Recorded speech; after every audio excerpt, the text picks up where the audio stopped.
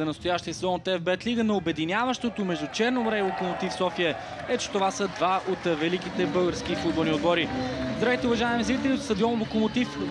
Как обаче точно ще играе Локомотив София, колко успешно ще спечели ли Черно море в мнозина, определящи го като фаворит днес? Всичко това ще разберем. Те претенции на Черно море за потенциално нарушение срещу Мартин. Паза в наказателното поле за Ралица. С левия крак стреля Ралица! 1-0 за Локомотив София. Второ попадение за Карватина от началото на сезона. Второ попадение, откакто беше привлечен в Локомотив София. Второ попадение на стадион Локомотив за Ралица. И все срещу силни отбори. Открива резултата срещу Левски в началото на първата част. Открива резултата в началото на втората срещу Черно море. Перфектен изстрел от Анте Ралица с много сила, с височина. Точно под гърдата на Пламен Илиев. Трудно някой ще обвини бившия страшен на Левски и Лудогорец за това, че не се справи с удара на Ралица. Гледаме дали всичко е наред с нападението. Напредна с дрибъл Бруно.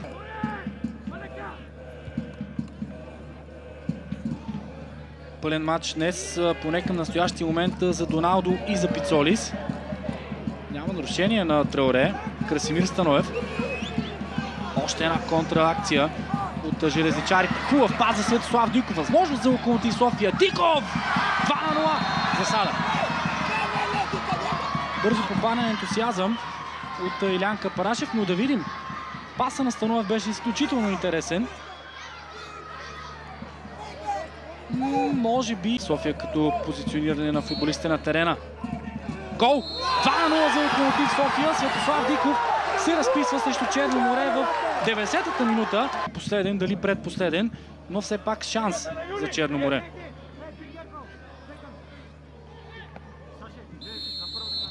Златев.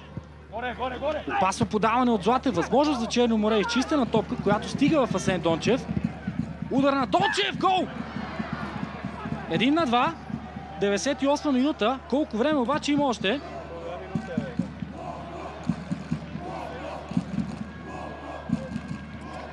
Нищо чудно да се позабави подновяването на играта, защото имаше доста рикошети ето тук при центрирането. Всичко обаче изглежда наред, освен ако Брено Тейшейра не пречи на Александър Любенов. Играта е подновена. А матчът приключва. За първи път от 15 години Локомотив София побеждава Черно море. За